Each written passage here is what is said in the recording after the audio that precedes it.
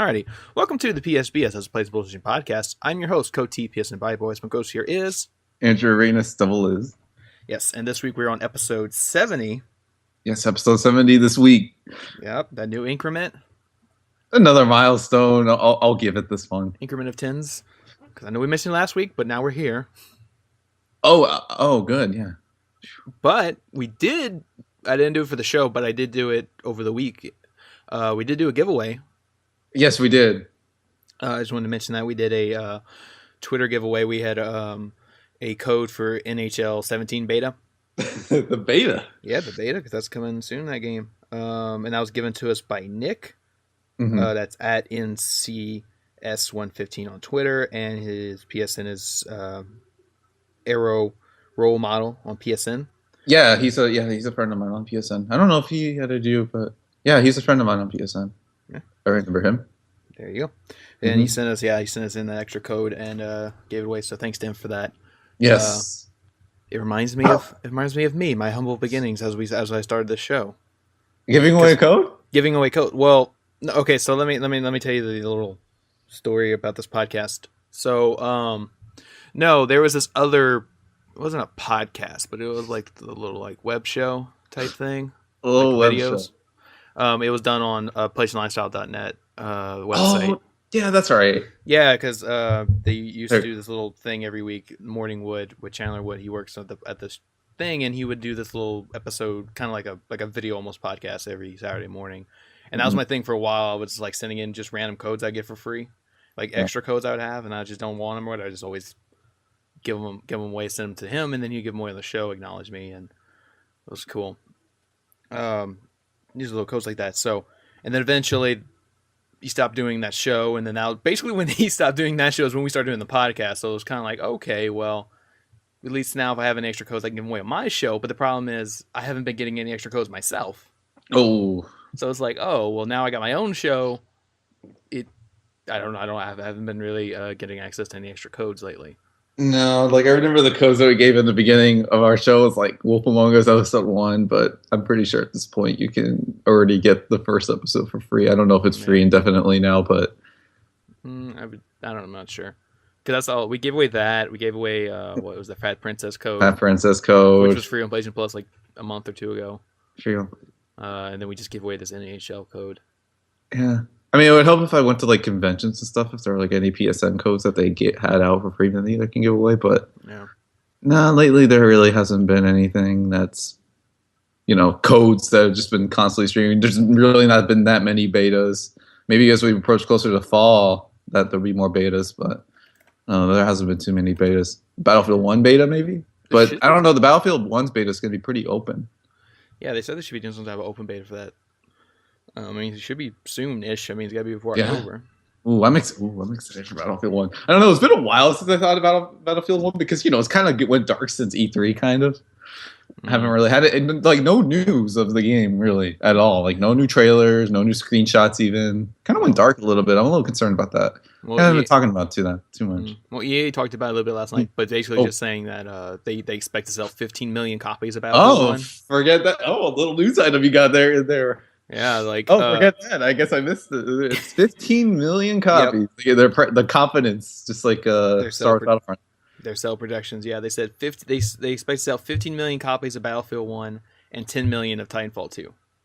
10 million of Titanfall, like total?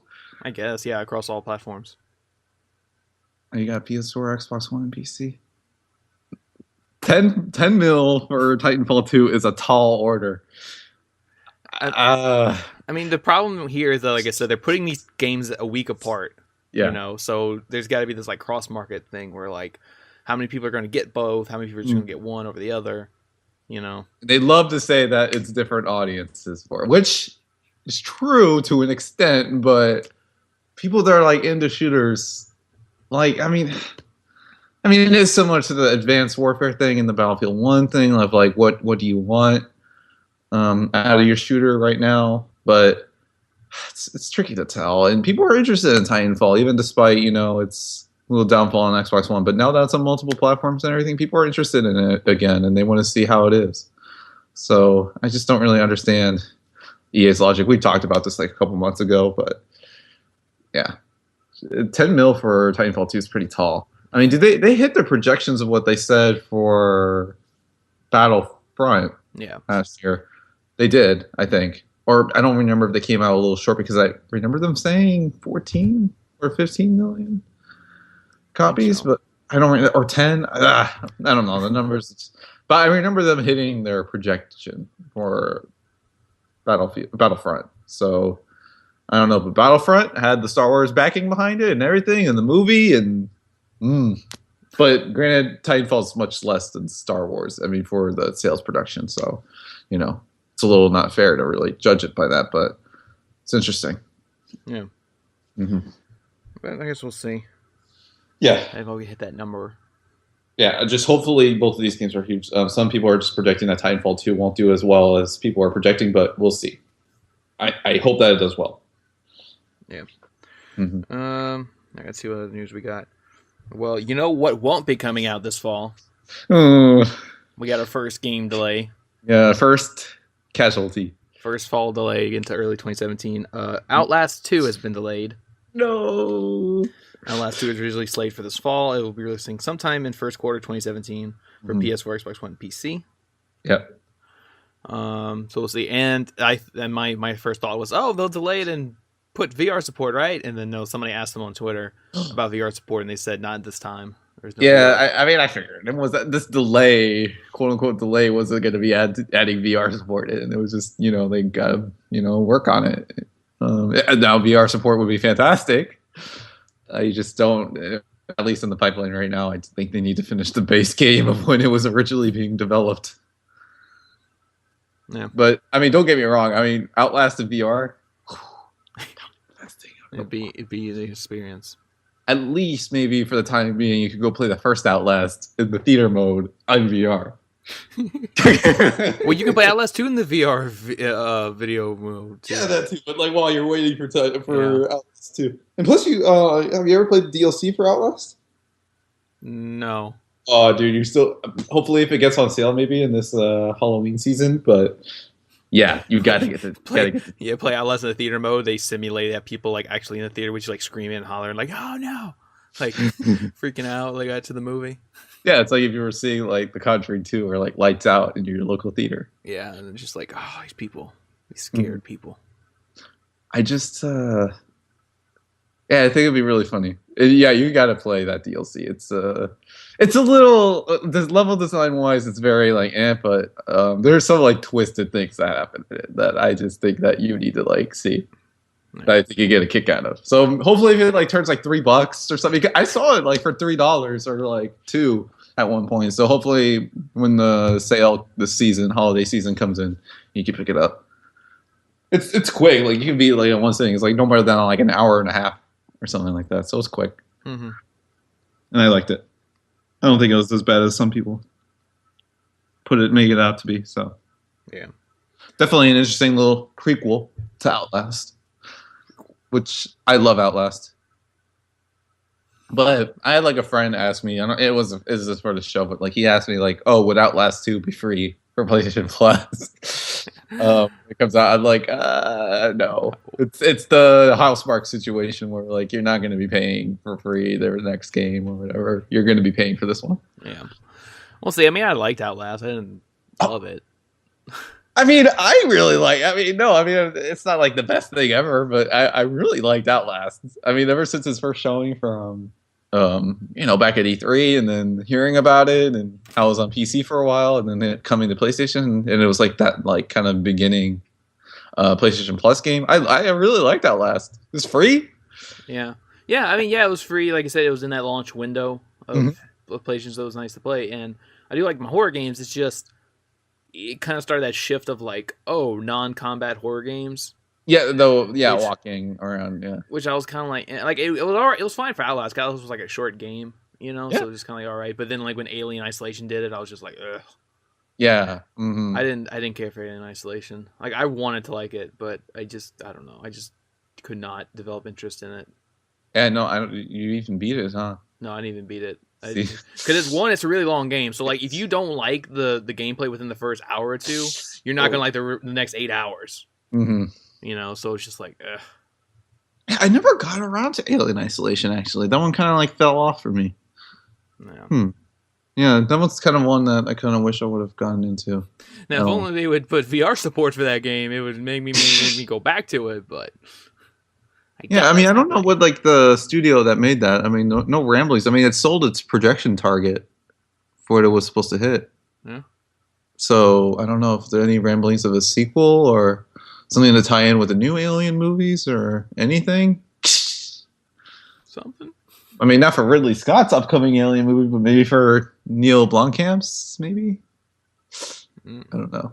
Alien, the VR experience. That would be really cool. Something like that. Something like that. Yeah, Outlast 2. A little disappointed that it's delayed, but whatever, it's fine. I don't like. It's the same situation we talk about time and time again. And just hopefully it doesn't get delayed multiple times.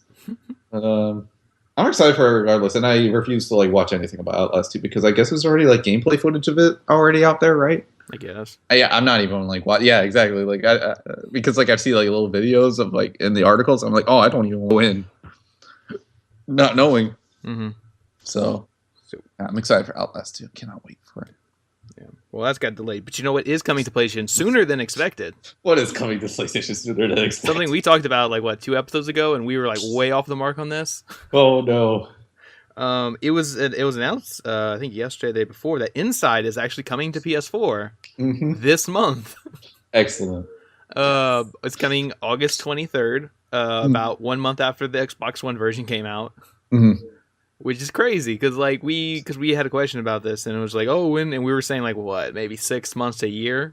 Yeah, 6 months to a year, the same thing of the limbo situation. Yeah, because I mean that's usually what the exclusive deals last on these type of things, but like 1 month I did not see that coming. Yeah, but that's cool though. It's cool though. We're finally gonna play Inside, and we're gonna play a lot sooner than we thought. It'll be fun to check that out at the end of the month. Oh, it's at the end of the month. What day is that again? The 23rd. Oh, excellent. Before school. Good. That's the day after I start school. That's my second day of school.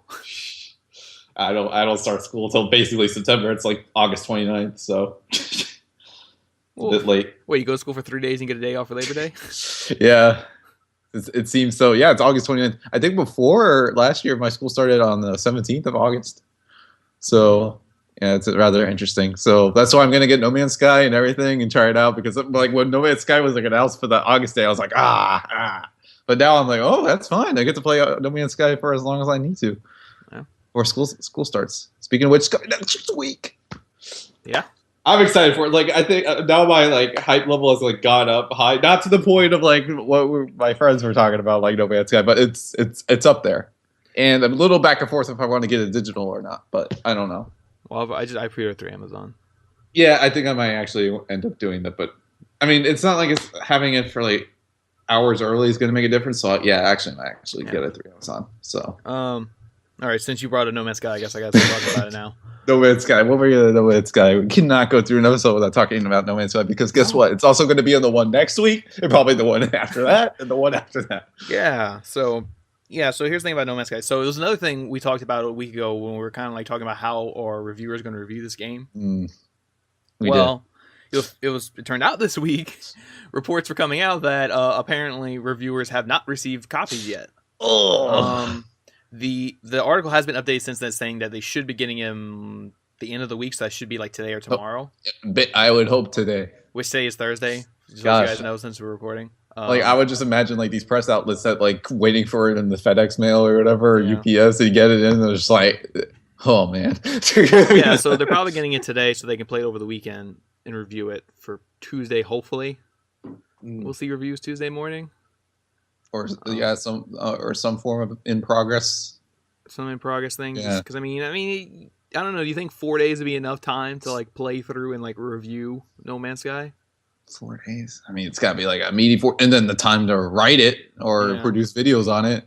I mean, actually putting that in consideration, no, because I mean, if you were to play that game 24/7, even I guess that would work out if you really did legitimately play it 24/7. Then yeah, I mean, you can. I mean, in 4 days, even if you play it for like, let's say 5 hours a day, which is That's not really. I mean, that is a lot. That's a lot. Yeah. I mean, 5 hours, but I mean, considering you're professionally reviewing it, 5 hours, devote 5 hours a day to playing it, it's not too bad. And then after 4 days, you already have 20 hours in. Yeah, 20 hours. It's difficult to know because I mean I don't really know because we don't have the game, and I mean if I watched little things about it, so it's difficult to know. I forgot whatever hour count like for when Destiny was released or any of these other larger online games. Even though No Man's Sky's not like a strictly you got to be connected to the internet, but it's online experience, but it's not online like you're playing with people. Yeah, because the online part's part of it, so it's an integral part of it. Yeah. So it's difficult to know. Yeah, I mean, 5 hours seems about it. And then, the time to produce the videos and the video impressions and to actually write because that takes time. Yeah, because I mean, smaller websites are probably going to still have their reviews up Tuesday. Like if they don't do video and all that, they can just write up the thing. Write up an experience thing, yeah. So we'll see, because people are going to want to know come Tuesday. But I don't know. It's just weird because we talked about this last week too. Like we thought reviewers had this for like a week or two. They've already had it and been playing it. You know? I thought it was a situation where they had it and they couldn't even say that they had it. I thought it was one of those. No, they don't have it. They should be getting it either today or tomorrow. And the reason for that, though, they said is because the developers were like, well, no, we just don't want any spoilers coming out because there was that whole thing with the guy bought an early copy and started streaming for it. $1,000. Yeah. For a lot. Yeah, for $1,000. Yeah. And was streaming and all that. And they're like, no, don't watch it. We don't want anything spoiled, And so it was like, all right. And then they didn't want anything leaking out, so they didn't send it to reviewers early. But this got me thinking, like, what don't they want spoiled about this game? I mean, this game doesn't have, like, a story. It's not a story, right? Like, it's just straightforward exploration, right? Right. So I just don't see, and then it's supposed to be all randomly generated. So what that one person sees might not be what the other player sees when they play it. Well, I don't know. It's kind of just how it's one of those ridiculous things that some other games that don't really have stories that don't want specific details leaked about. It was kind of similar to that silly embargo that the GTA 5 remaster had, where it was like, what do we need? It's like for any remaster, like what do we need? What would get spoiled about it? Uncharted collection had its embargo. Tomb Raider had its embargo. GTA 5 had its weird embargo. I mean, granted, that's for remasters. And, No Man's Sky is a whole high-profile release. They don't want people knowing about maybe specific aspects of it until the game's launch. Because I mean, we've been talking about the game for so long because No Man's Sky is a weird game because it's just one of the things where we talked about it for so long, but it just feels like we know so little about it. Yes. Now, I think part of it they want the discovery aspect that they tout a lot in the game to the discovery and like the discovery, the experience of features because like stuff got leaked out this week of like what those features are, and I haven't read them. No, me neither. I haven't read them, but I did read the one a couple months ago. Oh, the one a couple months ago was like all like there's a thing where you can pick what you want to say when you interact with certain aliens, and then there's like some type of trading bartering system like currency and all that, and I'm just like. What? And then like none of this has been shown in any like videos or anything about that. So it's just like there's just so much of this game that they're trying to like not show, and they just want it to be like you experience all at once. Yeah, experience all at once. And then I think also the fact that I think a lot of these features would be independently changing as the game evolves. Because they don't we saw that tweet where like, Hello Games is really up late, like really tweaking. Not really necessarily like last minute, but just tweaking aspects of the game, Because, certain things that you see in that alpha or beta or like final gameplay release that you maybe see from that guy that's leaking all that stuff on like Reddit or YouTube, that's probably not even final, like what you'll get come Tuesday. Yeah, see, that's another thing too, like you're saying, because this game's been developed for so long. And like you said, we saw it, 3 years ago we first saw it? And it kind of makes you wonder, like, how much of what we saw 3 years ago is even, like, in the game. How much has changed in that time. Because they could have showed something back 3 years ago that's not even in the game now. And they don't want that backlash of, like, oh, this isn't in the game or whatever. That.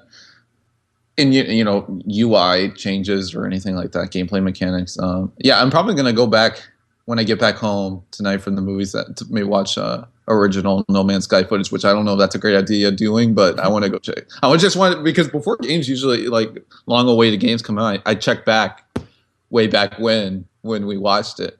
I mean, when was No Man's Sky like first like shown or announced? Was that GDC or something? Something like that. I don't remember what it was. God, it's just so long ago though. At this point, I don't remember. See, that's. Yeah, it's crazy. And then I've fallen off of like the hype train of it, and we've had our friends, which I think we'll have to lay out guidelines to when we'll have those people on next week. I mean, it is a tough call because it's Thursday when the game comes out Tuesday, so we'll have to see about our little No Man's Sky special. Well, I don't think we're doing it next week. Not next, so we have to wait the week after. Well, we got to give people time to play it. Got to give people time. Like you said, if we do it Thursday, that's only 2 days after the game came out.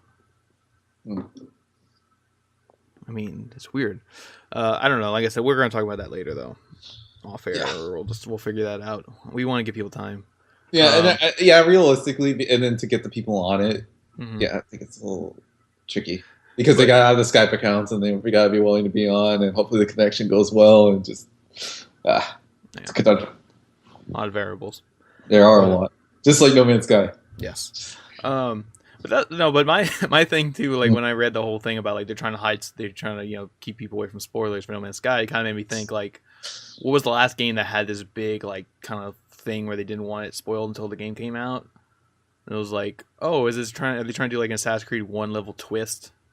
Nah, I mean, I don't think there's like a story. Well, no, but I mean, like one of No Man's Sky is like secretly this other thing, and there's like this whole other element that you don't even had no clue is even there. Like, because I was thinking about Assassin's Creed 1, a lot of people kind of forget that, but like Ubisoft kept that under wraps until the day the game came out. The whole modern day element. Yeah, and like I think like the press that reviewed it couldn't even say anything about it, but it was weird. But it didn't matter because in like their video reviews that they posted for Assassin's Creed, they showed the Animus parts anyways. Yeah, I think it just depended on the reviewer because like I remember reading the IGN review and they didn't mention the modern part at all. All they said, the only thing they said about it was, "Oh, in Assassin's Creed 1, you do play as another character, but he's not all that important, so we're just gonna whatever and keep going." Yeah, and they hated like the twist that it was just like it was supposed to be a twist, but it was not really because it was in the beginning. Yeah, well, that was what X-Play did because I remember watching the X-Play review and they were like, "Oh, yeah. Well, you're gonna see this." Yeah, you're going to see this in the first 5 minutes anyway, so we're just going to spoil it for you. And then they show the Animus thing, and the Animus, and it's like, oh, the Animus is freaking out or whatever. Yeah, I don't think maybe Ubisoft put any guidelines of what you could like say, but I guess it was just for the sake of the reviewer not spoil it, but it didn't really matter because like it was like basically like in the title screen, so it didn't really matter. But I mean, there were like hints of it like leading up to launch, like the little statics things and whatnot. But like you didn't really know what it was. Like I didn't know until I saw the X-Play review. I was like, wait, what? There's like a modern element to this game? Like I had no clue of that. Yeah, I did. I don't really. I mean, I remember like seeing the incredible like E3 trailer back in the day for Assassin's Creed because I didn't really follow E3 till 2008. So, I remember the leading up to the launch of it, and it was in the pre-PS3 days because I didn't get a PS3 till late 07. So it was around Assassin's Creed's launch. So but for that, I definitely remember the big twists and whatnot, people talking about it. So like for No Man's Sky, it's like secretly a big MMO, like everybody's just running around. Haven't seen because the servers are finally on. Yeah, the servers are finally on. So that one guy, that's why he didn't run to nobody because there was nobody else on. I know. He paid $1,000. $1,000 for No Man's Sky. Really wants it. Yeah, you got it in the hands before Press did. Yeah. So that's a technical feat right there. So, I'm just hoping the best for it. I'm excited, anxious, all sorts of emotions going into it.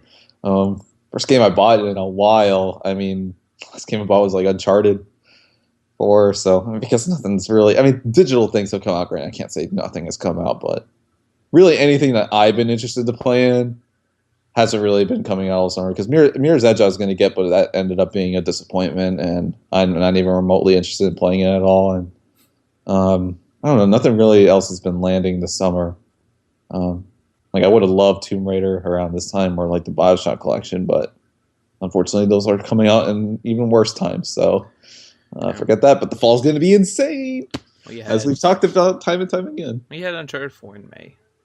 Yeah, we got Uncharted 4 in May, which is good, but I don't know. It's kind of just kind of waned a little bit. I mean, we got June and July that didn't really deliver anything, and then now we're in August, but at least we got No Man's Sky. Well, yeah, August 9th is pretty busy. Yeah. Oh, yeah, it is. Yeah, because another thing has been updated that we talked about last week. Yeah.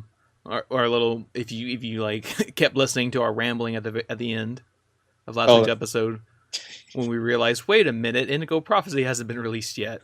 Yeah, we did. Well, yeah, it was an important rambling because, like, we talked about it all last week. About Indigo Prophecy was supposed to be released July 15th, but we were like, late in July, we were like, where is it? Yeah, but like it just occurred to us, like, wait, is it up? And we like searched, and it's like, nope, it's not. And then it was like, huh. Well, Quantic Dream has confirmed this morning that it is coming to PS4 on August 9th. Yeah, I love it. And then they posted like the worst screenshot in the world where it's just stretched out 16 by 9 image. I'm like, go buy it, everyone. It looks so attractive. Yeah. It's like, what are they doing? But whatever. It's just a PS2, PS4. It's not like an HD remaster, but yeah, they're too funny with that stuff, man. It's just, yeah. But yeah, it's coming August 9th. It's going to cost $15, and it will have a platinum trophy. Yes, good. Oh, it's $10. No, it's 15, right? 15. Yeah, so I know the price points have been up and up, but I mean, Psychonauts is $10 and it has platinum, so it's a little it varies. I know you were upset with your King of the Monsters or whatever. Do you have War of the Monsters? War of the Monsters, King of the Monsters. That's got Godzilla. If only they made a sequel. They need to bring those games back, by the way, on PS4. I would love the Godzilla fighting games to be on PS4. So many PS2. They've really not fallen behind, but I don't know. They've been waiting. Well, they have that other Godzilla game on PS4. Don't even get me started. I want the PS2 Godzilla HD trophies. Oh, that's so awesome. You could play that with me. Well, wait, it is a fighting game, so it would be a little bit not fair to play it with you because you get the latency, but it'd still be fun nonetheless. I'd love to play that with you, but I would hope maybe one day, maybe if the next Godzilla movie that Gareth Edwards will give us, maybe they would return. Oh, he's not doing Godzilla 2. He has like a part in it. Like he might be like a producer or something, but he's not directing it. Yeah, he's not directing it. But whichever date that happens, maybe we could get those old Godzilla games on PS4. That would be fantastic. So many games that they need to bring on PS4 from PS2. And then someone was saying because due to the fact that the Marvel Ultimate Alliance ports were really poor, maybe if Activision can do even though it is Activision, can do just the PS2 port of just the Ultimate Spider-Man on PS4. Yeah, because people are now finally remembering that game. They're like, oh, remember how awesome that game is? I'm like, yes, thank you, finally. Because now we're already trickling down on how many games Activision re-put out. So I was like really happy when people were saying like, "Oh, you remember this awesome shell-saving game?" And they put a screenshot. I'm like, "Yes, thank you. Say it some more to Activision, so then they can put it out." Because oh my god, yeah, Ultimate Spider-Man, fantastic game. So I'm excited. Hopefully that ever comes out one day. Yeah. But anyway, the Indigo Prophecy. So. Indigo Prophecy. It was supposed to come out in July, which, like you just said a few seconds ago, would have been a good time to put it out because nothing was really coming out in July. Exactly, yeah. But now it's coming out August 9th. Ugh. The same day No Man's Sky comes out. And Uno. Which we're still going to get. We're going to get for PSBS Game Night. So now, actually, that you talk about it, we cannot. I think it's official now. Like, we cannot do the No Man's Sky that spoiler cast, No Man's Sky special on next week. So. No Man's Sky special is a no-go. Due to the fact that Uno's coming out. Indigo Prophecy. Yeah, we gotta. I mean, like I said, we need time. We need time to play it. Yeah. But no, because Uno comes out too, and we gotta get that for doing our game night. Game night series can be a nice little detractor break from No Man's Sky. Yeah. Checking that on Tuesday. So yeah, it's 3 games that day. It's weird. And it's gonna be crazy. I kind of wish Uno would have come out like this week, Yeah, and I I thought know. it was going to come out this week, but come to my disappointment on the PlayStation Store, no, Nope. like nothing was on the PlayStation Store this week, nothing. Speaking of So nothing being on the PlayStation Store, nothing. Or it was nothing. announced yesterday that Powers was canceled. Yes, Powers is canceled. Yeah. Which is Disappointing. funny because we had a question last week. Hey, what do you think of Powers? Yeah, because he must have listened to the old episode we were talking about our Powers impressions. Yeah, so yeah, Powers has been canceled, and like the creator was all like, "It's canceled. It's done for now. For Whatever, now, for now, whatever that means." I Because yeah, because we put like one episode on YouTube, we got like 5 million views, so there's obviously interest in this. So I don't know. I don't know what he wants to do. I don't know if he wants to shop it around to other networks or um, Hulu. I Hulu, know we go to Hulu. Hulu or Netflix or Oh, something like that. Netflix want to take this show. I'm sorry, just like Netflix for that. No, it's not even a Netflix quality show. It's a Hulu quality show. Well, because Hulu's like Hulu has some really good stuff. I mean, I'm not gonna lie, Hulu has some really good stuff. It's like Well, Hulu's at that point where it's taking anything. Like it's not being picky. You yeah, know, it's not really being picky. And it's not. Netflix, is Netflix is Netflix getting. on a roll. Yeah, Netflix is trying to get to that HBO level where they're like super picky about what they do and do not play. Arguably, they're already above that HBO level because I gotta look at HBO and I'm just like, what's on here? You got Game of Thrones that's gonna end like doesn't even have a season's worth of episodes left, and you're telling me like how many more shows are coming? So, trying not to doing my best not to get too much into the TV show rabbit hole, but I think at best Hulu would get this. That's at best. So, Oh god, at worst, is gonna put it on Crackle. Crackle or Yahoo Screen. Well, no, because like Crackle did play season 1, Yeah, they did. Let's not so forget like Crackle is just so. It's like it's just a very because it's all free, so like they don't put too much time developing the app. that. So like, well, I don't know if they update the console app, but like the iPhone app is nicer now for Crackle. Oh, But I remember the console one was just not good. I wonder if Crackle has Chromecast support, so I could just like beam it from my phone to the TV, so then I don't have to worry about the app on PS4. But Probably. yeah, Powers. It's disappointing. You know, we gave our impressions last week. You said you wait. Did you ever actually get around to watching all of it No, after? no, 'cause So after this news. Well, yeah, because this thing, I still have 2 episodes left, so I was like, I gotta finish it, right? I mean, I've only got halfway through the season, and I'm absolutely not. Yeah, I like my interest now at 0 to even finish it. But Bruce here has a little follow up question about this because of this news that came out yesterday. Yeah. He asked, "It's really disappointing after hearing last week's episode that Powers got axed by Sony. Where does the future of its original programming lie?"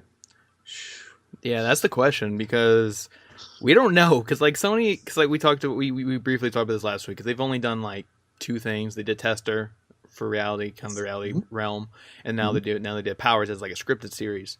Yeah, but they said that, like, stressed that, like, Powers is our first not Netflix, PlayStation original series, and like they haven't mentioned any plans for any more series outside of Powers, and then now Powers is canceled after 2 seasons, and it's just one of those things where like I don't know if they're gonna try again with something else. Because yeah, I mean, we mentioned it too. Because like even Microsoft axed it before they even started. They did. Because they have to keep in mind that this costs a lot of money to do to even put out something that would be good. I mean, you even have big companies like, even though it's a different situation, it's a very different situation, but Apple that wants to even get in this sort of field of original programming, but they're like in between where like they want to do things with music and music videos and MTV like shows for Apple. But currently Apple has no plans to do any sort of like original programming where it's like, oh, it's Apple original programming. So like even a multi-billion-dollar company like Apple, even though Sony and Microsoft are also multi-billion-dollar companies, but if you know Apple doesn't even want to get in this game right now, that I don't think Sony and Microsoft even want to get in it, since I think their priorities are lying somewhere else right now. Yeah. Which which I know it's easy to assume that, oh, just because Powers is canceled, maybe we'll get like better PlayStation Plus games or something like that. I don't think that's the case. It's its own like thing. So, but I do believe that money would now be resourced somewhere else. Doesn't necessarily mean that you're going to get better Plus games or anything like that, but I think like resources would now go somewhere else. Yeah, because I mean that's what I was thinking. Like Powers is a thing where like they got to be making almost no money off of like the Plus subscriptions to pay for that. Like their money has to be coming just from like Blu-ray sales and like just putting it on like Crackle and getting the ad revenue. Yeah, exactly. So. Yeah, and the fascinating thing that you said exactly is that Microsoft axed it before it even started. So it's just one of those things where it's just maybe it's just not profitable to put Nope. to produce original series and then just include it with a subscription. You know, like you're already, Plus subscription or your live subscription or whatever. You know. Yeah. Yeah, and Apple's in that weird place because this original music programming that they have in line right now is included with Apple Music subscriptions. So, and these are very small things. It's not going to be like a full on like drama or series or anything like that, but it is original programming. So like even they're stuck in that place right now too. So it does have to be a strictly maybe a separate service or something like that. I remember hypothesizing for the longest time about like the PlayStation if like there'd ever be like a bundle. Remember I talked about like probably off air even before the show even started that back when Sony had the music unlimited and everything like that and all that. And then when they first had ramblings of doing original programming, that I thought maybe there would just be like this big old like PlayStation Plus bundle of like where you could get like everything for like maybe like $100 a year or something like that, where you just pay for the Plus, the music, and maybe original programming or something like that, or cloud service for PlayStation. So I thought that would have been like really neat, but yeah. I mean, yes, granted the price would have been really high on it, but I think it would have been a really neat idea to combine all the services together and just pay for it all at once. Yeah, something like that. Yeah, I mean, that's one thing Microsoft want to do, and this one thing I think Sony could do is just like focus on their properties that they own and try to maybe make a series out of it. Because it's just one of those things where like some people be like, "Oh, make an Infamous series," but it's one of those things where like it'd be kind of close to Powers, and Powers got canceled, so. I don't know. I mean, Infamous would have a bigger draw because people know the property more. People know the property more. Yeah, but definitely people know the property of Infamous more than Powers at this point. But no, I mean that's really high thinking. I mean, I think this eliminates kind of any hopes of live action Sony property series. Or like Sony gets up with that Uncharted movie, like screw it, it's gonna be a PlayStation series. Oh gosh. Try to pull off Uncharted with that budget. They're going to pull up Uncharted with a TV budget when you have the games that go even higher than the TV budget. No. Hey, if you're more likely to get Brent Dalton as Drake, though, if doing, like, you would. Series. Yeah, now that he's gone. They just... He is looking for work. Yeah, I'm sure he's looking for work. Well, he's got that Kickstarter movie he's trying to get going. Yeah, it's a Kickstarter movie. But, yeah, they more like that. Or like something too, I kind of see kind of neat to do. It would be definitely a turn from like Powers, but like I could see them doing like if they did Ratchet and Clank, but as like an animated series, like maybe not even a 3D animated series, just do it like a 2D animation. You know how like you always get those little animations in the game that are in 2D. Wait, which one are you talking about? Ratchet and Clank. Oh, Ratchet! Oh, get out of it! No. Well, no, because like you know how like those like 2D animations in the game, like do something like that to make that like a little cartoon series. You know, that's a neat idea, but go for a younger audience since Powers was so M-rated. I mean, I see it as one of, like that DreamWorks situation where like you had the theatrical releases in 3D, and then you had a vastly like downgraded version as a Netflix series. But then in this case, the crude situation where like it's in 2D. Well, no, every DreamWorks cartoon has a 2D. Just about everyone. Home has one now. Kung Fu Panda is in 3D. How to Train Your Dragon is in 3D. But they got the home 2D. They got the crude Turbos in 2D. Turbos in 2D. Good lord, it's like any like show, any movie they put out. Mr. Peabody has a 2D cartoon too. All the DreamWorks shows have a cartoon. Yeah, it's like any DreamWorks. Where's my B movie TV show? Which Jerry Seinfeld did ask for interest. There you go. He'll get a 2D cartoon on Netflix. With Jerry Seinfeld because he's looking for her. I guess he is. It gets boring sitting around, just sitting on your millions of dollars and doing nothing for Doing like car for 20 things or years. whatever. Yeah, doing car commercials every once in a while. God bless Jerry Seinfeld. I mean, that was funny the other day. I mean, B movie too. I'm like, dude, other than like the various memes of B movie, that's probably like the first time anyone's thought about B movie. What a weird movie that one is. It's like one of the weird movies in Disney, not Disney, DreamWorks' back catalog. Yeah. You look at that one, it's just like, it's not a bad movie by any stretch. I remember liking it a lot when I was like little watching it, but kind of looking back on it now, I'm just like, oh, yeah. Animation's like really shoddy. It's old though. Yeah. Losing near 10 years old. But going back to the topic I had for Powers. Shop around, maybe HBO. HBO, that's hot. Oh my god. Sorry, Hulu. HBO does need its shows, but not Powers. I mean, Powers would get a major facelift if that were to happen. I'll be like, oh my god. But Hulu at best. It's unfortunate. Because Powers, like we said, really found a voice of its own in the second season. And the fact that it got canceled is very unfortunate, but yeah, it has fans, but a lot of people just naysay it because maybe they watched like the first 5 minutes or they saw screenshots or anything like that, and they're just like totally write it off. But like we enjoyed it at the time, so yeah. But what else we got? I don't know what hour mark are we at? We're 40 minutes in. Okay, we got time. Good. Yeah, we got time. We got one more little topic I want to talk about. I don't have to go to the movies yet or anything like that, so go Eternity is fine. At least for me. So. No, we got one little thing I'm going to say, and then we're going to go into the big topic of the week. And probably, what are you going to say? Just a little thing. So you mentioned it, Marvel's Alliance. Yeah, remaster. No, because Activision's put out a statement this week saying that they are working to provide updates to fix the game, to increase performance issues, to fix up the frame rate, and they said the DLC will be released as free updates. Ah, there we go. Putting in that DLC for Marvel's Alliance 1 and 2. Because that was something I said a few weeks ago too. Like I really wanted out of these was the DLC because it's so hard to get. It's like a rare thing to have that DLC. Yeah. So it's good to see that's going to be coming for free updates along with performance updates. So now I need to wait for the updates to happen, and I need to wait for the game to go on sale before I can finally play these things. Yeah. So we'll see. Also, with the performance of Marvel's Alliance, I wonder if that's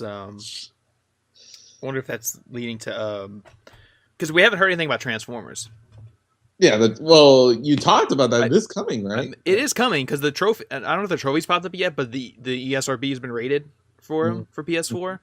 And you know how Activision are; they don't really announce these things so far in advance. Oh, it's like the week of. Yeah, so maybe it's just one of those things too. Like with the performance of Marvel's Alliance, they might put Transformers in the back burner just to kind of be like, well, we don't want this game to come out and be broken. I mean, I see it as kind of maybe a New York Comic Con thing in October or something like that. Granted, a really bad time to do it, but I wonder if it's a New York Comic Con announcement or something for Transformers. Maybe. Because, like I said, I love Transformers also. I really love Transformers, those Transformer games. Yeah, I'm sure you don't want shoddy ports of both of those games. Yeah, I wanted to play those. I want to play Transformers. I want to play Marvel's Alliance, but I don't. Would you be willing to pay $60 for both of those? I didn't even feel like paying $60 for Marvel's Alliance, so I'm probably not going to feel like paying $6 for both the Transformer games. Yeah, so because I would predict that probably those be $40 each, so or whatever, $30. So I don't know. Would you even? Yeah. So I guess not. I mean, only if I know for sure like this is funding interest in the idea of making a third of Cybertron game. Shoot, I mean, any of these other remasters that they've been putting out haven't been for that reason. So I don't know. Yeah, no Prototype 3 happening. Yeah, no Prototype 3 happening, and the fact that they're really low effort ports and don't really add much. I think you just want it to come out as soon as possible so that it could be on sale as soon as possible. Yeah. So I think the sooner it comes out the better, so that they can drop in price quicker. Yeah, we'll see. Like I said, I want to play them, but like I said, wait for the sales, gotta wait for the updates from Marvel's Alliance because I want that DLC. Mm-hmm. I want to play it with the DLC, all the new characters and whatnot. So. There's that. So there's that update on Marvel's Alliance 2. Alright, got one more thing this week. kind of big thing to talk about. We can go into our impressions and whatnot. Mm-hmm. But episode 1 of Batman, the Telltale series, came out this week. Or simply Batman, but or Batman. It's called Batman, the Telltale series. Yeah, it's called Batman Telltale series, but when you see someone playing it, it just says Batman. Batman. You're not playing Arkham Knight. You're not playing the Lego Batmans. You're not doing that. You're playing Batman. Which we already got questions here, which I guess could already lead into it, which Dante, user Dante CG on PSN already puts it. How is it? How is it? 3 simple words. How is it? Yeah, I really liked episode 1. Yeah, I really enjoyed it too. Episode 1 of Telltale's Batman. We have someone that kind of has a little contradicting statement, but we'll kind of give our impressions first, and then let Buckets 1986 talk. User, we got the users this week. We don't have the real names this week. Yeah. So, but yeah, I'll let you go first. Yeah, I really liked it. It's one of those things where like. I mean, because one thing too is like right when it started, it was like, oh, cool. Like I like the Batman design, I like the way that they're kind of like more subtly putting the button prompts. Yeah, was something I really like because like it felt like Dead Space in the beginning when he's holding his little grapple hook and like the circle button is like on the gun. Yeah. Like it felt like Dead Space to me. Mm-hmm. Like, that was cool. And then I like too later in that part where there's this part where he looks up, like you have to look up and grapple up this like stairwell. Mm-hmm. But like you don't see the X right away. It is up there. You just don't see it right away. Right. The X prompt. So I thought that was really cool. I did have the technical problems like Telltale games usually have. Mm. Like I don't know if this happens to you, but for me, like there was like no audio in the beginning. Like you can hear the guys talking and moving, but like when Batman smashed through the window, there's no sound of the window smashing. I didn't have any audio quips. I think maybe, I don't know if it was intentional. I think like the scene, not really spoiling here, but when like Batman rolls up to a new press conference with Harvey Dent, there was like no audio from like the car or Batman's footsteps. Yeah, so I don't know if that's just the game or that's audio error, because like he smashed that window, the window made no sound. Like when the grapple hook hit the wall, it made no sound, and when he smashed through the window, there was no sound. Yeah. So I'm like, because this is supposedly Telltale's new updated engine. Not yes, a new it is engine. Not new, just updated. Which it shows. I mean, yeah, character models move smoother. Sometimes, yeah. Character models are all around better. Smoother animations. Yeah, it just seems like some bits are like 30 frames per second, some are like 60. It's like the frame rate's not consistent. Yeah, it's not really consistent. No, not really. But it's definitely a noticeable improvement. And plus, it was also note that for I guess a more cinematic look, it's not letterbox. Well, you know, widescreen, widescreen. Which I'm curious if that's going to carry over into the other Telltale series. Maybe. But I mean, Walking Dead's a television series. You know that game, that series, television show is not widescreen. Game of Thrones is not widescreen. So. I think so. No, not too many TV shows are an anamorphic widescreen. I mean, you have like very select few that are, but not too often do you come across television shows that are an anamorphic widescreen. Yeah, but yeah, there's the technical things, but the main menu is a lot sleeker. Yeah, than most Telltale series since then. You get to the thing, get your extras. There's like that link to where you're watching web episode things with like Greg Miller talking about it. Like, like, oh, hey, Batman, it's awesome. Blah, blah, blah. Talking about how like to make it and talk with the developers. Oh, that's cool. So you get like little insider videos right there. So instead of going to YouTube, I guess. Yeah, and then they're streamed to it. So like, if you're not online, you can't get them. Oh, they're not in the game. They're not like already built in the game because you're supposed to stream it with each new episode. That was neat. Did you notice though? Like, there's no discount for the season pass. No, there isn't. So it's like, what's the point? Yeah, like, oh, you can buy one episode at a time for $5, or buy the season pass for $25, even though it's the same price. Yeah, it's a little strange that they didn't even bother to at least have like a $2 or $3 discount on a. Like, there's no like bonus though for the season pass. Like, what's included? Like a little extra, I don't know, PSN avatar or something. I don't know. Theme. A theme? That's usually a theme. Forget the avatar. It's usually a theme. No. As far as I can tell, it's just I mean, I saw that. I was like, what's the point? I'm just buying episode by episode. Screw your season pass. Send you a t-shirt in the mail. I bought the season pass. That should be for every season pass. Telltale's Batman. I quite enjoyed it a lot. I really did like, the design of Batman. I did like the voice acting. Well, it's just that, Buckets had a little trouble with it. But we'll get to the statement after I'm done with mine. I liked Bruce's and Harvey Dent's little interplay there. It reminded me a lot about Dark Knight for some reason. Like his little statement that he was saying about Harvey Dent, him running for mayor. It was very Dark Knight-ish, which I love, because I watched all the Nolan trilogy in that same day, so I got a ton of Batman in me that day. I rewatched all the Nolan movies. Dark Knight Rises best. So I love that. Catwoman was really neat too, so I really like that. So, getting text messages for some reason. You just put your phone on silent. Yeah, but it's from the computer. Making me lose my train of thought. I like that you had the little codex, because this codex, as opposed to other Telltale games where you would have little character bios, was more naturally put in because it's in a bat computer. Yeah. So you get to see everything from there. I like the different take on Batman's psyche of knowing why he's Batman and the original Wayne Manor of his family's legacy. I like that a lot. It's definitely different than other takes on Batman. Shut up. So that's really cool.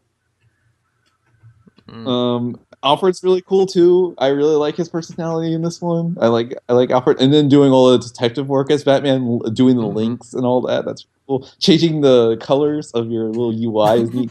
But I chose blue. I mean, it's gonna be pink. Yeah, yeah. And you only had very few color selections. I wish it was I wish you had a freaking color wheel. But that was probably too much for Telltale. Hell, you could have maybe had all sorts of different color combinations. It would have made the game buggy as hell. Yeah. So that's probably the reason. Yeah.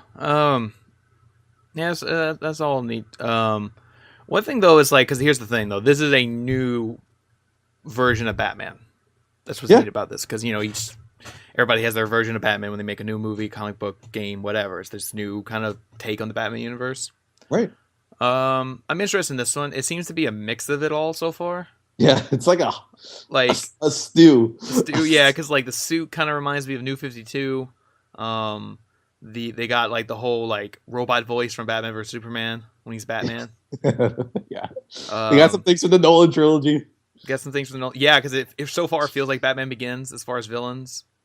Yeah, and then Harvey Dent just all around what his goals to be mayor and stuff. That's the same thing from the Dark Knight. They even got Penguin from Gotham. Yes. Dude, even though I talked about Gotham last week, I watched even more into the Gotham's season 2 is actually pretty good. I really like it. And then BD Wong just in it just is awesome. Now, his Hugo stage dude is good. Yeah, okay, well that's the thing. I just said 5 seconds ago, each thing has its own version of the Batman universe, right? Yeah, exactly. Well, that's the thing about Gotham. I hate their version of it. It's so I don't like it. But I think if you got into season 2, you really like Hugo Strange though.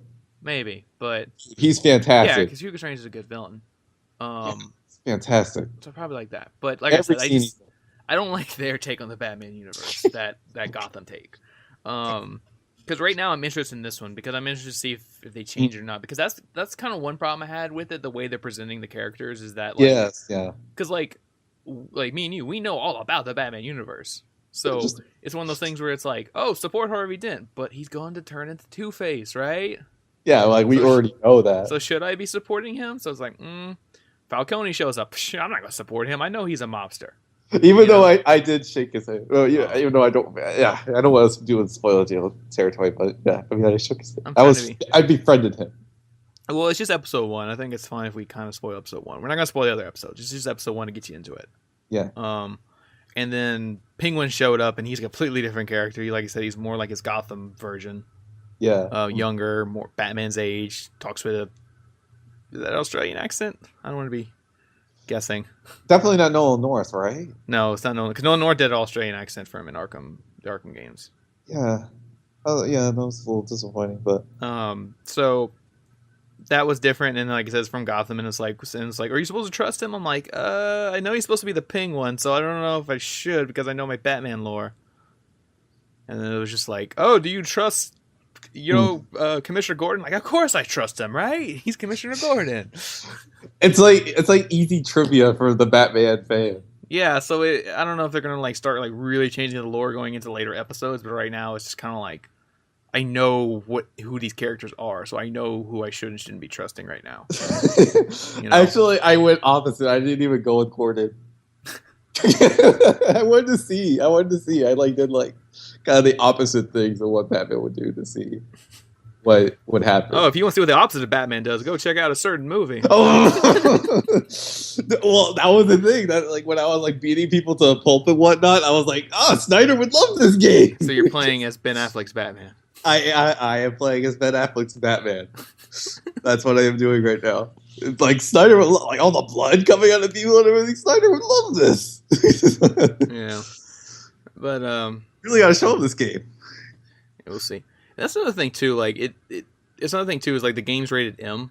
Yes, it is rated M for mature. But it's there's violence, like some blood, but it's not like. No, it's not a heavy M. Yeah, it's not a heavy M because it's weird. Like Warner Brothers is doing this shift where like they're putting out more like R-rated, M-rated Batman stuff. Well, just games in general. I mean, just about almost all of their published games except the Lego games are M. Yeah, because I mean, what was it? Arkham Knight was rated M. That was the first like M-rated Batman thing to come out in a while. Then they did the R-rated Batman vs Superman. Then they did R-rated Killing Joke, and now we got M-rated Telltale game. Hey, they expect a generation of kids that are growing up with Batman, like in the animated series, to be grown up at this point and consume this mature Batman stuff. But that's the thing, though. Like, I think Warner Brothers is just trying to slowly transition before we get to a really, like, truly dark Batman game or movie or something. So they're bracing us for Affleck's Batman when he's gonna kill more people. Yeah, so it's like, I feel like they're just trying to slowly build it because, like, these things they're rated M or R, but they're not like. Hard, like I said, hard R rating or hard M rating, Yeah. Because like I would love to see something like as a one off just to see it. What's his name? The guy who directed The Fountain and Noah and Black Swan and all that. Oh, Jesus, his name always leaves me. He has the fancy name, but yeah, fancy name. He's got that long name. But anyway, he had a pitch for Batman back in like the late 90s, early 2000s, his pitch where Warner Brothers was trying to figure out what the hell to do with Batman after Batman and Robin. And his pitch sounded crazy, but like I would love to see it as maybe as a one-off comic or something. His take was like it's going to be very rated R, and it's going to be completely different. It was going to be Batman. Bruce Wayne wasn't rich. His parents still die, but he wasn't rich, so he was just an orphan, thrown on the streets. And he's going to run into Alfred, who is just a mechanic at a car shop or whatever. And then Alfred decided to raise him, so he raises him raising him there. And then when he gets older, he becomes Batman. But he's like, they really emphasize the crazy part of him being crazy. Yeah. So he's like, oh, Batman. He like throws on this like homemade costume and like, and then he in his Batmobile is just like like they said it was going to be just a Cadillac, just with a few extra like bits thrown on from around the garage. And then he'd drive around and then like just beat people to death. And then like Catwoman was gonna be like a straight up drug addict or whatever. Yeah, as crazy as that does sound, like I wonder once we maybe move once we move into the late 2010s into 2020, like where Batman would go, like something like that. Even though that would be incredibly controversial and people would not like that whatsoever. Because that just sounds like a recipe for disaster. Because if Ben Affleck casting already gets people riled up, imagine what this would do. Well, that's what I mean. Like, I don't think we're ever going to see a movie of that. I just mean, like, I would love to see like a comic book of that, like just one-off graphic novel. Like a stripped down Batman, like something that's not so exaggerated. I wonder if something that like even more stripped down than the Nolan trilogy.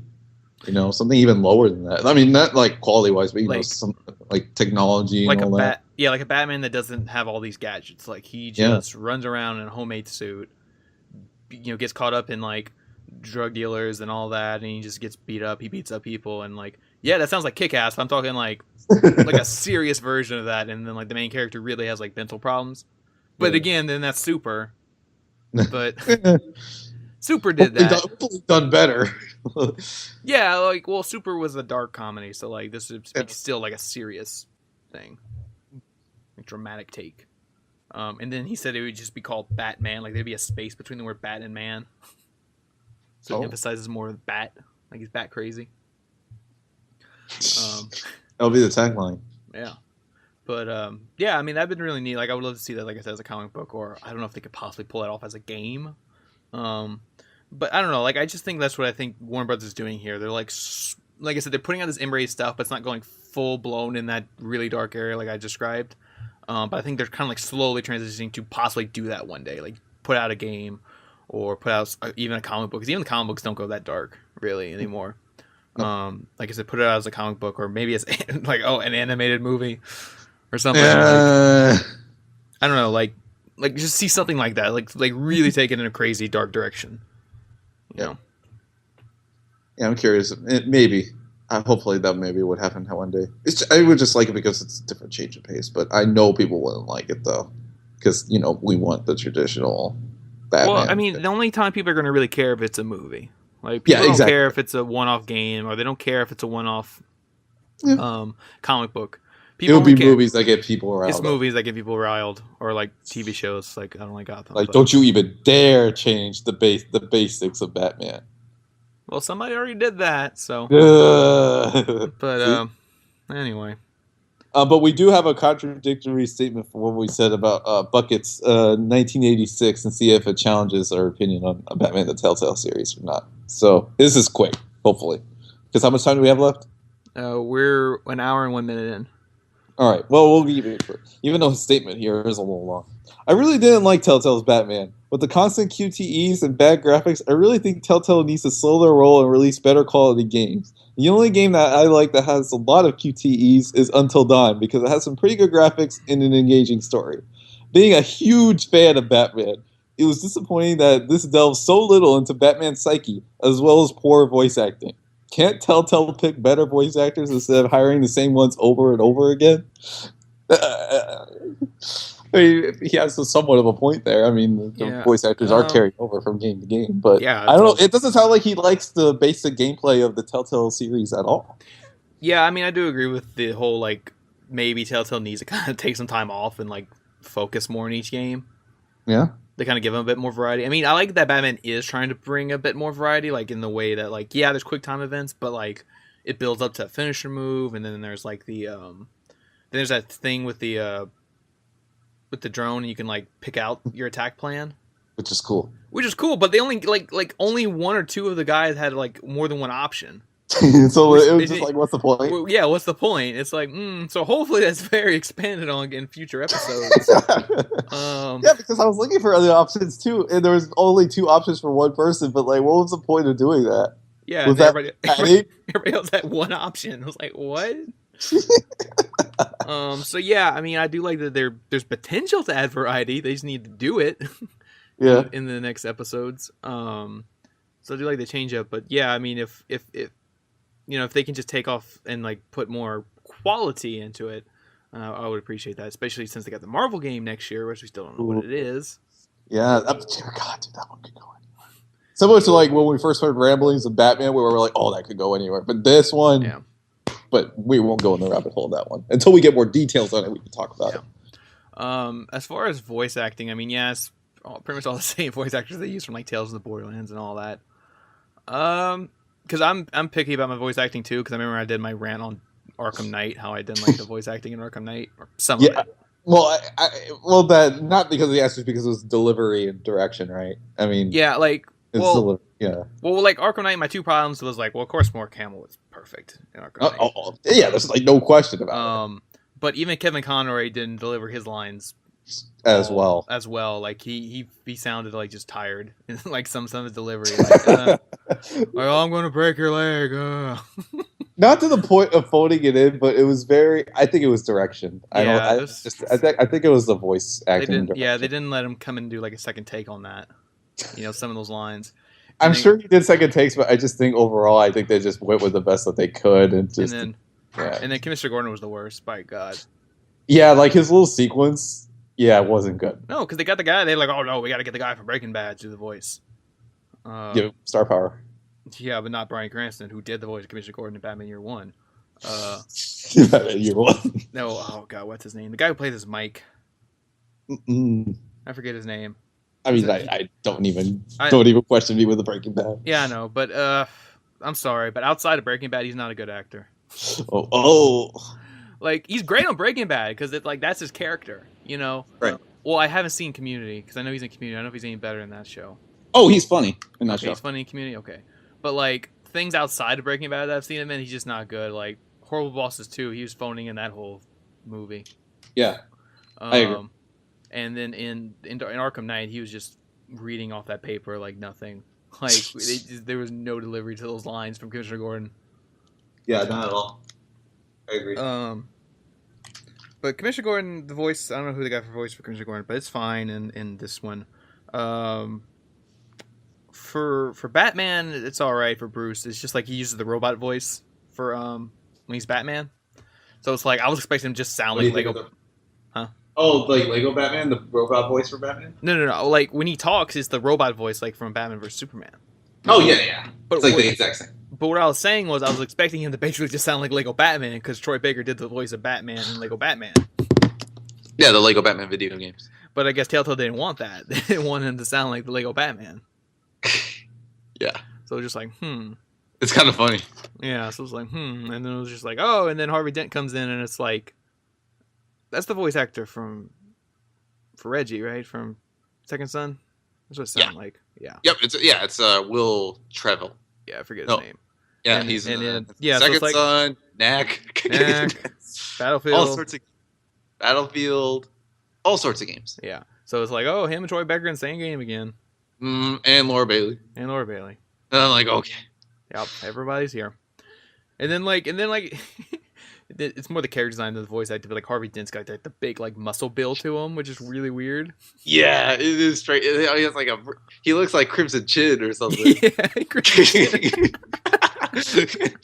And you already see like on YouTube when they do Let's Plays of it on Batman that they like alter like Harvey Dent's look because I think people are like so off-put by it that they make him like look really chunky or like really fat or like really expand out his chin. Because I agree, he does like look a little. I think that's like the only character design that kind of gets me a little bit. Yeah, that was weird. And then who else? And then isn't what's his name? And Catwoman, I don't know if she's attractive enough. Well, it's a shell-shaded design. I don't know how attractive you get him to look. Like the reporter's hotter than Catwoman. I mean, how does that work? I mean, I don't think that's right. I don't know. Well, I don't want to go down this rabbit hole, but Catwoman looks better in the suit than out the suit. Yeah, like because in the past, like because I mean, I just watched Rises right before. I like Anne Hathaway's Catwoman, which I don't think that sentence has ever been said, but I like Anne Hathaway's Catwoman. It's just I don't know. I didn't find like. She was a part of Catwoman's like appeal, like part of her appeal is the sex appeal. I don't get like why that's kind of absent. Like it's part of it. Like I don't think I should be criticized for like kind of like potting that down because that's part of Catwoman's character. Yeah, but like I mean, at least in the Arkham games and very recently, and at least maybe in Nolan's trilogy. But like part of Catwoman is her sexuality. Yeah. Well, you'll see her more in the suit, I guess, next episode. Which is good. Yeah. I forgot what I was gonna say though. Before that, I don't know. But for the voice of Falcone, is that Sully? Yeah, it's him. See, yeah. So there you go, Sully too. Because I heard Sully, I was like, "What is that Sully threatening me?" I was like, Sully. I mean, he's gotta get other work, right? I mean, he's a fantastic voice actor, but I mean, his voice is very noticeable. Like, oh, it's Sully. But it's like, where's Nolan North in this? Just need Nolan North. All you need is him, right? Right. But too bad he's gonna be. He's got to be somebody in this game, right? Maybe not this episode, but like a future episode, right? Oh God! I mean, we already had Nolan North, Laura Bailey, and Troy Baker, and then in Tales of Borderlands. So Yeah. that was already the voice actor reunion. So I don't know. So we shall see. But yeah, that was good to have him in like another game because he rightfully deserves it. He's a really good voice actor. Yeah. But I don't know, buckets. I mean, your main thing here seems to be the QTEs. So if you already don't like the QTEs and those kind of games, they're probably just not for you. So I don't know. As for delving into Batman psyche, I think I did plenty of that at least in the first episode. I mean, probably later on, you probably delve more into that because I liked how going to Batman's thoughts and talking about like why he's doing it, this and everything. I think it did that well. Mm-hmm. So I don't know. And then his little burst out outfit in the end, that was cool. Even though that was very just well, it's a typical Telltale cliffhanger, so it's whatever. Can't really criticize it at this point. No. So I don't know. But that's Telltale's Batman. Very impressed with it so far. Didn't ever get into the Minecraft, so I don't know, but this is definitely a strong opening, just like Tales of the Borderlands just a couple years ago. So I'm excited to see where the series lies. Whether or not I'll get into the future episodes as they come out, that's to be debated. But if it comes out at a constant stream, not by quarterly, hopefully it comes out at the constant rate like Michonne did and Minecraft. So I'm excited for that. So we'll see where the series goes. We'll see. Yep, I'm excited for more.